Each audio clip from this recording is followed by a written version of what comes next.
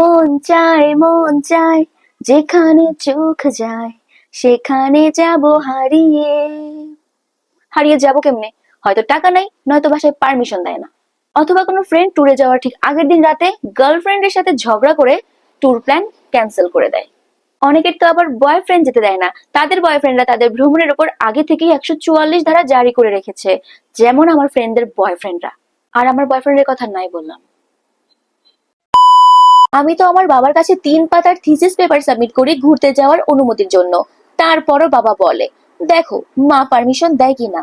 তারপর মায়ের কাছে যাই অ্যাপ্লিকেশন নিয়ে ঘুরতে যাওয়ার অনুমতির জন্য, মা প্লিজ যেতে দাও এইটা বলে।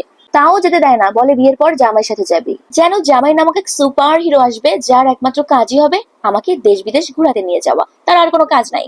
এদিকে বিয়ের বয়স হয়ে যেতেছে, চোখে দেখে না, কিন্তু জামাই জামাই করতেছে।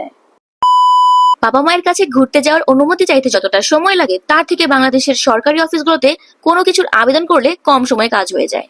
কিন্তু বাবা মায়ের কাছে অনুমতি চেয়েও কাজ হবে না, সময়ও নষ্ট। না আসলে আমি অনেক ঘুরি, বাসা থেকে কলেজ, কলেজ থেকে কোচিং, কোচিং থেকে আবার বাসা, এভাবে ঘুরতেই থাকি প্রতিদিন।